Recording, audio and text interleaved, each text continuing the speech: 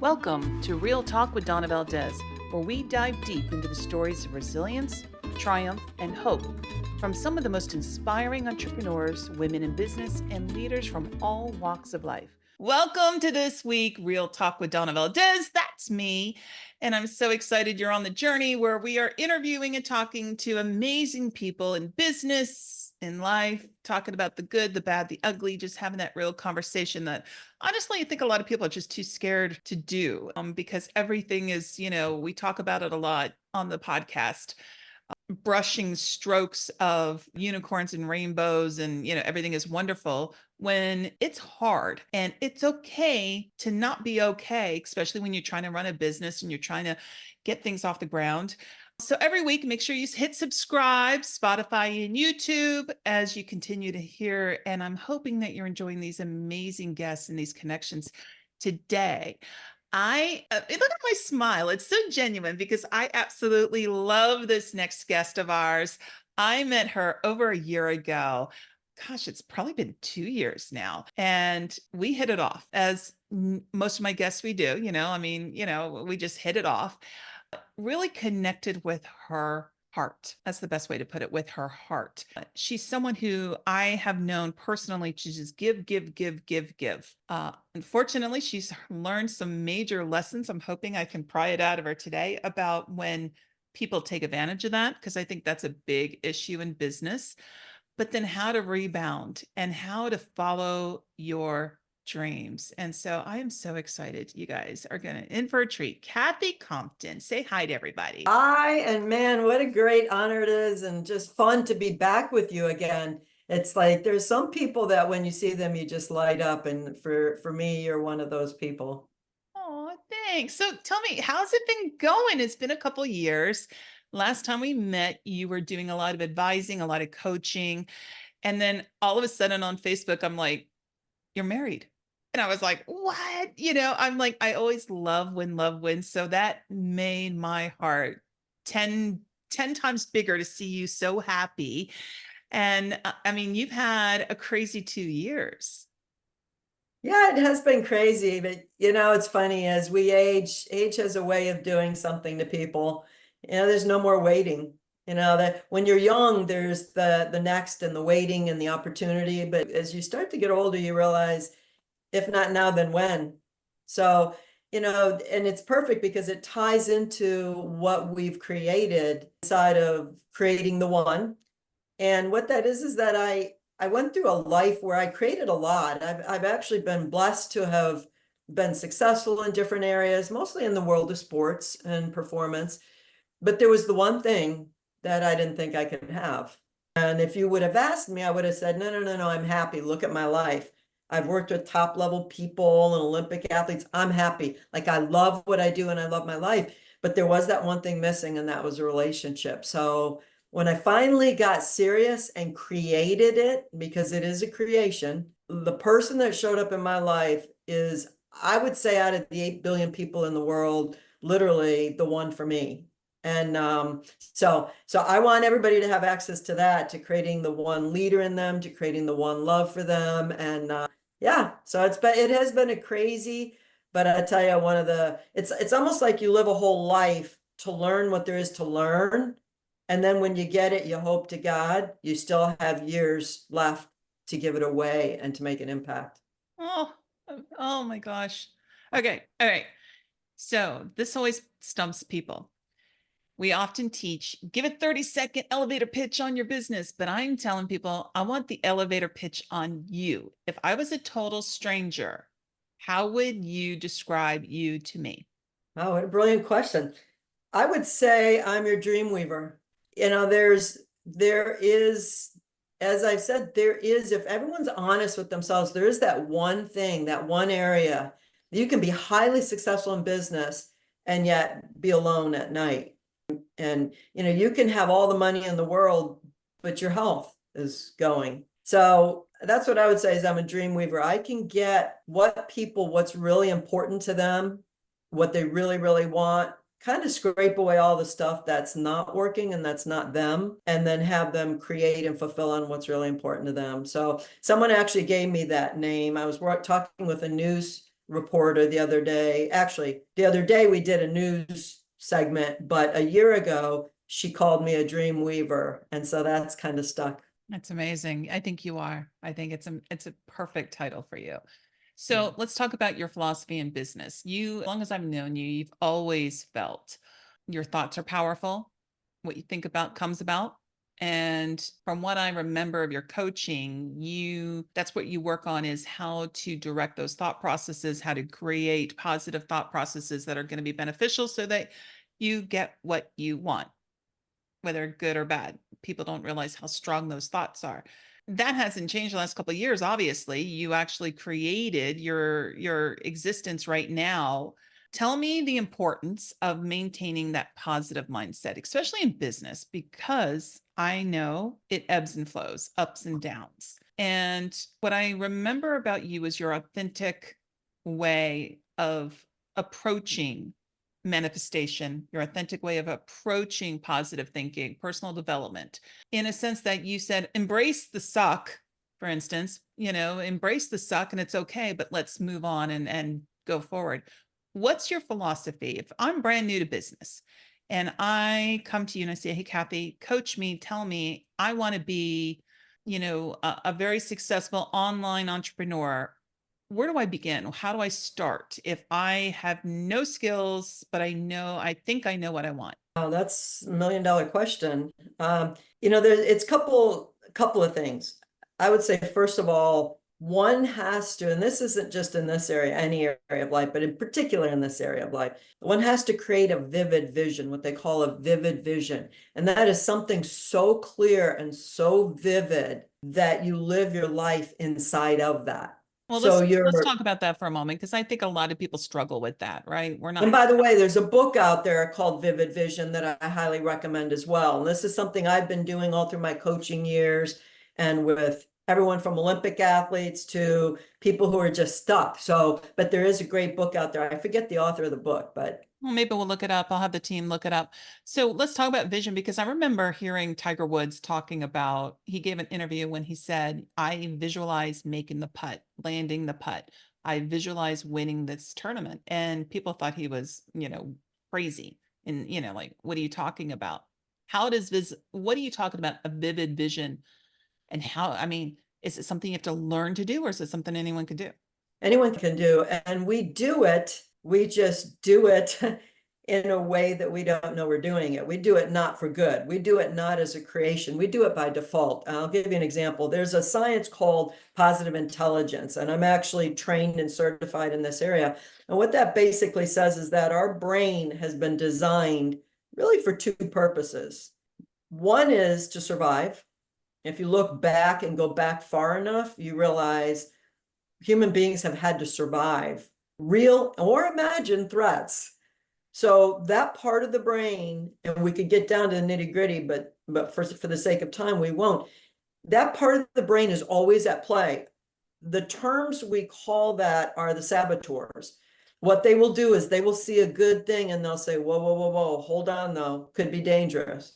Might not be for you. You could lose. You might lose money. You might lose relationships. So let's call them the saboteurs. Then there's another side of the brain that is creative, optimistic. That's where you have to go to work. That's where, when you say mindset, that's what you're talking about, where you look at what's the gift in everything, what's the opportunity, what action could I take right here, right now that would make the biggest difference? And they literally are distinct. And there's tools that have, and they're simple, believe it or not, that have you train how to get out of the saboteur and get into the gift. And I'll give you one quick example that is one of my favorite examples, because I study people and I love heroes, leaders, people who I have their stuff together.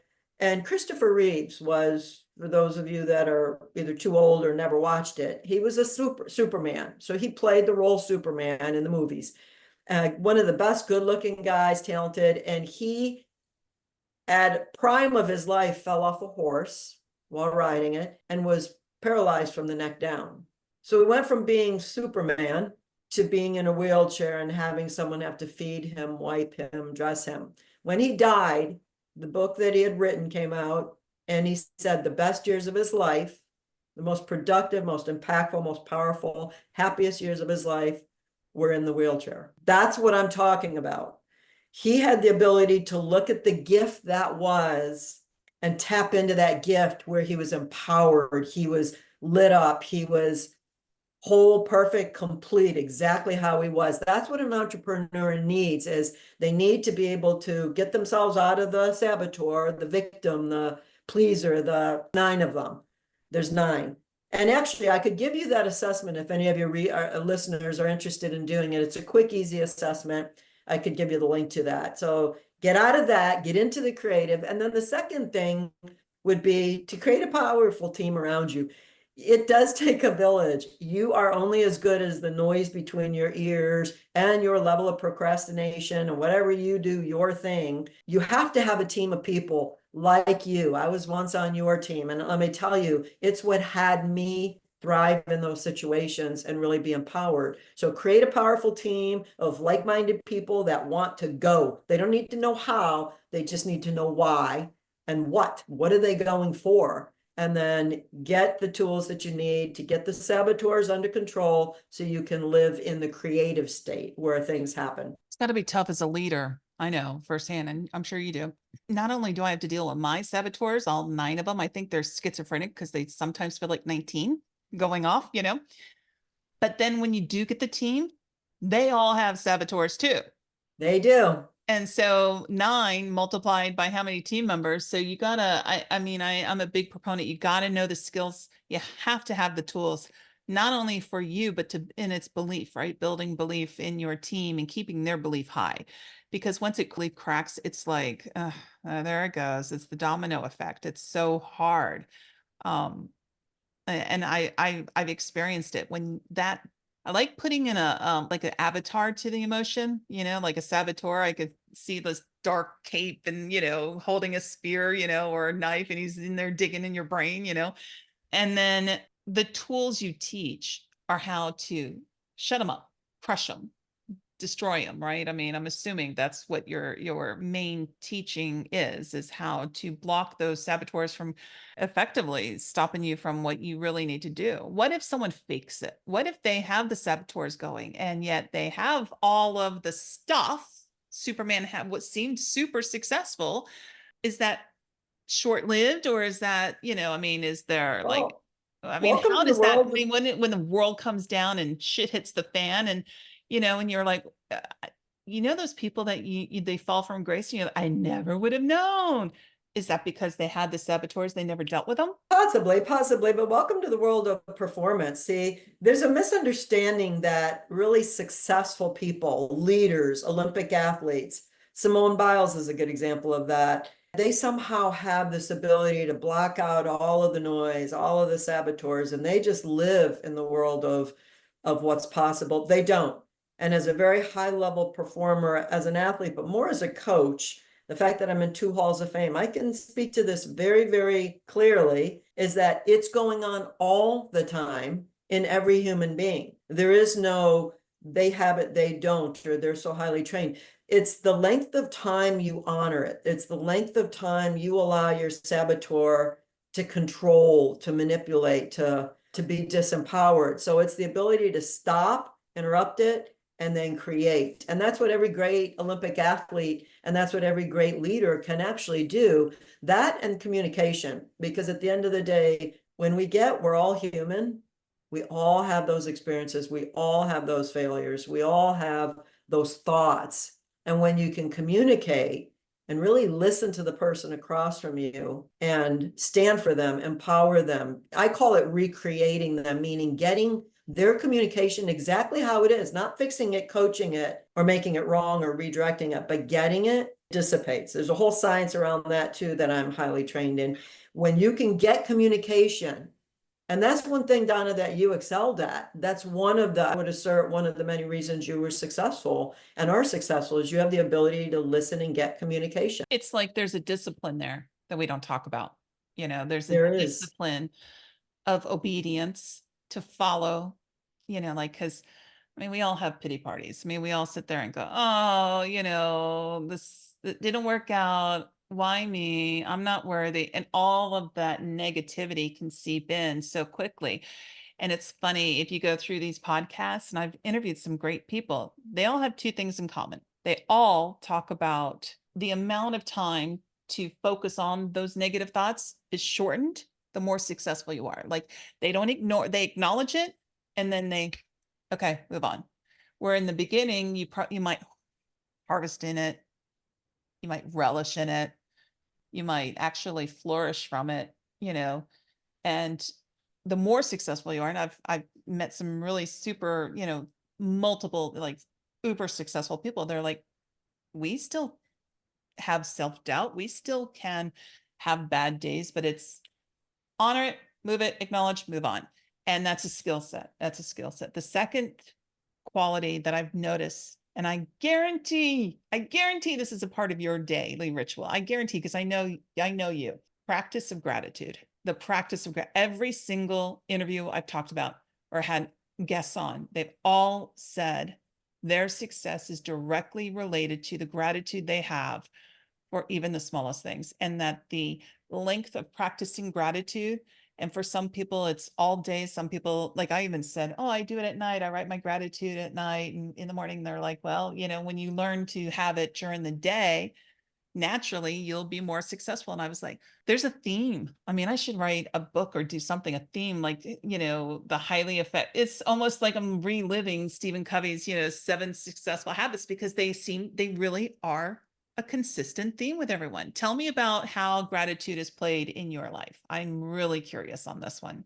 Yeah, well, gratitude is one of those things. For one thing, I believe everything is frequency and energy. I don't know, at a very early age, I could remember myself laying in a beanbag chair. I think I was about 8 or 9 years old. And back then we had cassette tapes, and I would play this one called Jonathan Livingston Seagull. And there was a song in there called B-E. And I remember closing my eyes and I could actually feel my body vibrating. I would picture myself. So Jonathan Livingston Seagull was a seagull, a bird, but I could picture myself soaring, and I could picture myself like doing things and performing and winning and accomplishing. And I don't know, as a kid, I didn't really see the details of it, but I knew I would thrive and I would soar. And to this day, that's kind of how my pattern in life has gone. And so, yeah, gratitude is one of those things. In the book The Gap and the Gain, they would call it the gain. We tend to focus a lot on the gap of what's wrong with you, what's wrong with me, for sure, what's wrong with this situation, and let's just look at what's wrong with the world. I mean, and so when people focus on that, the vibration and the energy is lower. When people focus on what they're grateful for, the blessings, the gift, that's the right side of the brain. It shifts your body, it shifts your chemistry. Science has proven that. It shifts your energy, the frequency of you. The law of attraction is based on frequency and energy. So yes, gratitude is one of those things. And that is kind of tying into positive intelligence. What happens is you go from the saboteur, trying to control, this is wrong, something's wrong here, to the sage side. We call it the sage side, which is, what's the gift in this? Gift, gratitude. You see how they kind of go together? Of what am I grateful for? What's the gift in this? Oh my gosh, I have an opportunity to call my mom and to apologize and to tell her how much I love her. And then all of a sudden, worlds open up inside of that. I use that example because there's a connection between success in business and on the court and on the field and your relationships. There's a correlation there. Many people don't talk about it, but there's a correlation there. But yeah, gratitude, if people made that one, and I say simple because it actually is simple. It's not easy, but it is simple. Change their whole world, their sense of accomplishment, certainly their experience of themselves and others would shift overnight, and results would follow. What's the biggest mistake you see people make? Like, you coach, and you are such an accomplished, well-educated woman, first of all. I mean, your experience, I cannot wait for people to go to your website, learn more about you in depth, but you must when do you like bang your head against the wall like you're screaming like stop the car accident's going to happen, stop? What is in you? You probably have this insight now of when you see the mistake is going to happen because of the path that people are doing or the activity or lack of activity they're doing. Give everyone like the top three mistakes that you see, or top two or top mistakes, so that they may be able to learn from others. The top mistakes in terms of performance achieving and achieving success, of high okay, performance, of of high whatever it is performance. their goal is, because people come to you not just for business, they come to you for Yeah, life, they come to you for yeah, relationship, they come for you for whatever success is for them, right? yeah. So when they're in this stride and they're trying to get to that vision that you've had them visualize, right? They're on Hmm. that path. What Yeah. are some of the big mistakes, those things where you're like, oh, like, hold on, it's going to be rough right now because you didn't do what I suggested you do, or you aren't, I could tell you're not doing what I asked you to do. I mean, there's Hmm. got to be something like some triggers that the red flags are blaring. Because I can recognize that in people, when we start doing our stuff. I'm curious, what are the biggest mistakes you see people making as they're trying to achieve success? Oh, Heather, again, what a great question. I would say, and there are many books written on this, is habits. It's almost like here we are in life, driving down the road called life, and we see something's possible, and we see it can go that way. We have a team, we have a product, we have opportunities, we have the gift called being alive today, and choice, and our thoughts. And we start to go down that path, but then what happens in the ruts of life is it pulls you back to the rut that we've done over and over and over and over again. So, I think that's habits, creating structures, creating habits that get you out of the rut and actually get you in the direction that you want to go. And that is what it takes, is it's creating new habits. So that's one that I would say. What else? I would say like the biggest mistakes are believing that the thoughts and the experiences are real. I see it all the Mm. time. But what if this happens? But what if that happens? But what about this? And I'll ask them, when's the last time that happened? And they'll say, well, never. And I'll say, and what evidence or proof do you have that it's going to happen? And they'll say, well, I don't, but it could happen. And so all the attention and energy and focus goes on that. And by the way, what you focus on and what you believe and what you think about is what comes to fruition. It doesn't matter whether you're winning or losing. If you think about it and kind of ingrain it, your brain can't tell the difference between real and imagined. And let me share a quick story on that, because this is so powerful. When people you can dream and imagine and create possibility, and it can go that way. You can declare it and it can go that way.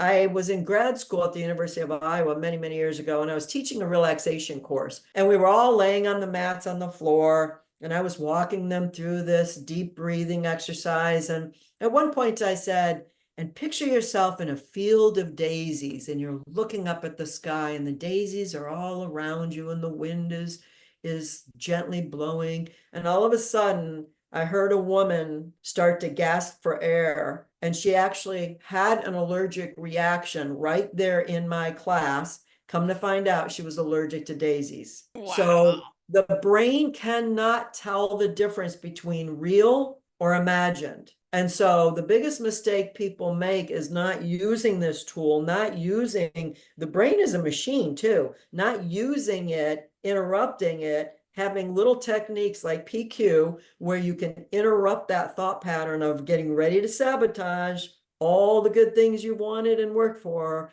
and sabotage it and interrupting that and redirecting it to the gift, gratitude, a created action, a created way of being versus the way of being by default. Wow. That's so strong. I mean, that's why you protect what goes into your brain, Yes. the garbage that That's you're. why they say the right people, hanging around the right people. Even if you're going to create a team of people in your business as an entrepreneur, you had better like nurture, create, empower the team around you, because you're only as effective as the people around you. Mm. And that's one of the secrets, I think, to leadership is the ability to have people see what they can't see so they can be who they've always wanted to be and have those things that they want most. Somebody that can elevate people and have them see who they really are versus what shows up by default. That's powerful. Okay, so tell me, what books are you reading right now? Because I know you got some. You probably, knowing you have a stack of books. Oh gosh, I do have a stack of books, but so I recently read Vivid Vision because I've done that as a coach, but I never put it into language. The ability to create a vision in your life so real that when you wake up, you can taste it, you can see it. Every action you take is inside of that. Reread The Gap and the Gain because that's one of my favorite books. Um, oh gosh, what other books am I reading right now? Well, those two are right there on my table, but I've got others. I can't recall the names of them. So how do you read I'm two one of books those at people, once? You and I get, live in a house full of books. So everywhere you look, there's every kind of book. We probably have easy 1,000 books in this house. oh my goodness. Oh, and like you're in the desert too. Not a good combination there, Right? Kathy. I And mean, we had a flood. Fortunately, the books weren't impacted. that's terrible. All right, so let's talk about how does someone who is on this path, constant, they've got positive thoughts, they're giving, I want to talk about what do you do when you have a team member, someone on your team, or you're part of a team, and there's somebody in it that is either toxic or they are the saboteur. It's not in your brain, it's an actual person, or they're the Wow. negative Nelly, or they're the ones that are bringing you down, or they're just taking from you, or they recognize the talent, but they're not stepping up themselves. How does someone who's on the path break free from that, or recognize that, or say, because it's easy to get clouded because you're trying to be the team player. It's happened to me a dozen times. You try to be the team player, you give, and you realize, hold it, my circle of people, I need to change. And is it you just like shut them off, or do you try to help them? I mean, what's the healthiest way to protect your own mindset when you're in that situation? Because I've been in it a dozen times, and it's like, am I not learning the lesson? Is it just my personality? Am I gullible? Am I really that naive? I don't think so. I think I'm a giver, but it happens to me repeatedly until I have to get to the point where I change my circle, and it's painful. What do you recommend, or how, and I'm sure you've Yeah. experienced too. What does someone do when they find themselves not with the support or not in that circle that would best benefit them? Well, there's a couple of things. One, I think the question that always needs to be asked of somebody is, what do you want and why? Why do you want that? I think the job of a leader is to manage people's dreams and not manage their actions and not manage them. Very distinct. First of all, we can't manage each other. Good luck trying. But you can manage someone's dream. For example, if you told me, Kathy, I want to be one of the top 10 podcasters, cutting edge new podcasters within the year. So of all the podcasters that have come out newly, I want to be in that top 10. I would say, great, let's create a game around it. I create a game with everything, by the way. And game doesn't mean insignificant or silly or goofy. It doesn't mean that. A game, if you think about it, has a team of people. To me, you can't do anything really valuable in life without a team of people. And that can be everything from people that manage you personally and support your health and well-being to the team that does what they do. Your podcast team is your team. So you create a team, you create a name of the game. It might be best in the world, it might be Olympics 2024, but you create a name that'll actually wake you up in the middle of the night because you're thinking about it. That game, that name is right there. Then you create something possible. What is the possibility of it? Well, the possibility of having a team of people that reach this level in performance and can whatever their dream is. So, but a possibility and then an outcome. So, and inside of that, the outcome is we're going to have this by this. There's always a by when. So, what's important to you and why do you want that? Well, I want to have this. Why is it important to you? Because I have a daughter who's 2 and she's going to grow up without a mom, or we're going to grow up suffering and not having the money to do the things we want to do. Okay, great. Keep that front and center. Now, what's the actions you got to take this week. And by the way, let's start small. I don't believe in that go to the gym and lose 40 pounds in a week crap. You know, there's a term called Kaizen where you start small and you build success, and then you take another step, and then you take another step, and then you take another step, and then you take another step. Pretty soon you're running a marathon and you're like, how'd this happen? I couldn't even walk out my front door without being tired a year and a half ago, and now I'm running marathons. So I think, you know, yes, surround yourself with like-minded people, people who are ready to roll up their sleeves and go. They're ready to go. You don't need to carry them to the finish line, but the saboteurs will hit. So when that happens, I think stay true to what do they want and why do they want it? And then what's the game you're playing? Watch any athletic performance and you'll find that moment where the game ain't going so well. And usually they take a timeout. They say, okay, this isn't working. We're not going to do that anymore. We're going to do this, and this is exactly how we're going to do it. You're going to go here. You're going to take this. We're going to do this. We're winning this, baby. Are you ready? Are you in? And then the game's turned around. 2 minutes. Any football game can be won in the last 2 minutes. Basketball games, the last second of a game can be won. So that's what I think is needed, is that ability to stand in the why. What do you want? What's the game? Oh, your game today are these 3 things. Can you do that? Yes. When will you do that? What support do you need? What team members can help you? Great, you did it. Good for you. You're on your way to fulfilling what you wanted. Now, what's the next thing you're creating? What's the next thing you're creating? So that's how I create everything as a game. I even That's create, I'm awesome. driving to Utah to a training today, and I created a game.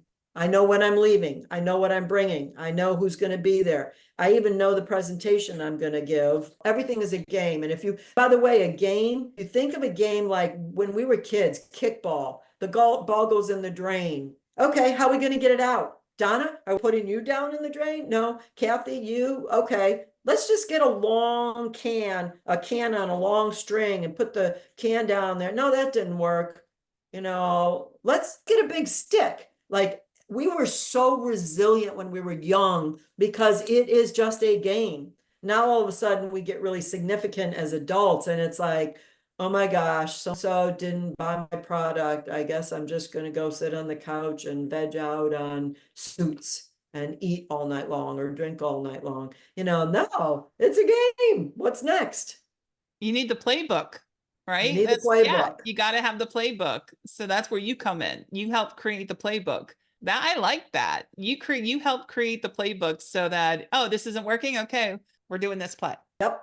And if Yep. that doesn't work, this play. You're like And the every business should have a game, because there's the short game and then there's the long game. The long game might be, you know, to own your beautiful home on a lake or on a beach in Hawaii. That might be your long game, or to have, you know, 600 people on your team, all of which are reaching this amount of success. Who knows what the game is, but there has to be an outcome, and then every milestone gets unfolded from there. I think And because as adults, I'll speak for myself. The word game I achieve is playing. It's not serious. okay, great. Let me go there, because Donna, that is brilliant. Okay, this is so good. There's a quote that I coined. It's called, anything you can't play with, you're stuck with. The moment you can play with something, bring play to it, you're no longer stuck. It's play. What if building a team, building a business, what if it was playful? What if it was fun? What if it was not significant? I would assert it's all the significance and the emotion and the negativity and the heaviness we bring to things that has us stuck. I've known people that, and please I don't want any of your listeners to take this the wrong way. They brought play to terminal cancer. Now, on the onset, you might think that's sick. Who would do that? Listen, if they're going to die anyway, would you rather die lit up, traveling the world, meeting people you've never met before, having a glass of wine at night, and going to bed every night grateful and knowing that every day was a gift? Or get really significant, make sure everybody knows how hurt and how sad you are, and basically count the days and the time until you're gone. Like, everything is a game. A game is better than this. Winning is better than losing. Who wouldn't agree with that? Scoring more runs than the other team has you win. Who wouldn't agree with that? What the players may change. Who wouldn't agree with that? A game simply means you got something. To me, it sounds better than project. Project sounds like we're going to sit in an office. Everybody's going to have their cubicle. We're going to be evaluated on what we did in the project. A game is fun. It's got a team Yeah. of people. Yeah. It can change. And the outcome is unpredictable. However, if you do the right things in a game, ask any high-level coach or athlete. If you do what works, and you stay empowered and you play full out to the end, you will win in the end. You will win more than you lose. That's a game. So I like that. And if you lose, you got another game coming on Saturday. that's the beauty of a game too, is okay, that's one game. Let's look at the longer picture. We're still going to make it. Many teams have lost a game early in the season and gone on to win. It's just a game. Yeah. I live in Tampa. Don't I know? Yes. I think it's brilliant. And I think that a lot of it is as we mature and get older, games are silly, they're negative, don't play games with me. You hear all these, Yeah. Well, the and one thing it's not, Donna, is people collapse language. Another thing I've studied for many years. The world happens with language. Words create a world. They literally create a world. I could share super cool examples if we had time to do that. But so game is not manipulation, not forcing outcomes. It's a game. It's not manipulation. It's not beating people up. It's none of those things. But if game doesn't work, just like when I say the it's word create, participation. yes, there we go. I It's use the word participation. create a lot, and someone came up to me and said, there's only one creator. Stop using that. And I said, okay, how about manifest? And they said, oh, that works. So create, manifest, I use them synonymous. But yeah, a game, if people tried it on and you could create a game with your kid picking up their room, I picking love up it. their mess in their room, create a game of it. Let there be a prize at the end. Let there be the timeouts. Let there be the who do you want on your team? Oh, I'm on your team. Great. I'll give you 10 minutes. I'll give you my best 10 minutes. We'll have fun. We'll play some music. We'll crank it up. Versus go to your room and clean your room, or you won't eat for a day. And by the way, no car for the week. That sounds like fun. You're gonna starve your kid until he cleans his room. Right. We're going to start until you clean your room. I love it. All And right. worse yet, that would be the lesser of the evils. Worse yet is to start calling that person names and implant things in their brain, calling them things like lazy, calling them things like selfish. And then the kid grows up and can't figure out why they're not motivated to do anything. Yeah, I get it. I get it. You're onto something. You are. All right. So tell me the newest thing. I know you've got a brand new product, loving all things releasing out soon. Tell me about it and how can people connect to you? Oh, thank you for asking. Yeah, having gotten married at the age of 63, after 62 years of thinking it wasn't possible, it was possible to win championships and, coach Olympic athletes to do great things, but it wasn't possible to find the one. We created, using some of the science and technology that I've been sharing with you today, positive intelligence, emotional intelligence, adaptable intelligence. That's the ability to pivot. We created that into a business called Creating the One. And it's got a couple different branches to it, but one is creating the one love. How do you create the love in your life? How do you create who you want? How do you create what you want? How do you get out of the way all the stuff that has you think you are unlovable, or the X, you'd rather be alone than ever be with someone like that again? Well, guess what? You pick them. So there's a way to get that complete. And then there's another branch called Creating the One Leader. How do you create yourself as a leader? How do you create as an entrepreneur, your leadership? There is not found in a textbook, but we do have a lot of technology, methodologies, and sciences and tools to actually get people to step into their leadership. And yeah, and one of my favorites right now is we're going to be working with a lot of young athletes, because my passion has always been develop their confidence and self-esteem and their leadership at an early age. And then they can lead anyone, anywhere, at any time, for any reason. They don't have to be like deprogrammed to then be built back up again, develop them. So we're creating a program for younger athletes. If any of your listeners have young athletes, and I so admire the moms and dads and people out there, the village, that have been bringing their kids to these games and practice and travel schedules and all the things that parents do to give their kids a chance to develop their communication, their leadership, their physicalness. Those are a couple of the programs we're creating, and it's all under the umbrella of called Creating the One. Because when you create the one, anything is possible. So right now we're actually rebuilding our the brand and the website, but people can go to the link that you'll be dropping in there and come to a landing page, check us out on a website, and that will all be complete by the time you're listening to this. I can't wait. I think, oh my goodness, I can't wait. That's going to be so great. I can't wait to help spread the word. I think you have so much good to do. I'm so glad that you're out there just doing your thing, because the world needs more of you, Cathy. Thank you so much for joining me today. I love you. I do. I'm having so much fun just getting to reconnect with you. So thank you. Yeah, thank you, Donna. And thanks for you being the one to make the difference out there with people.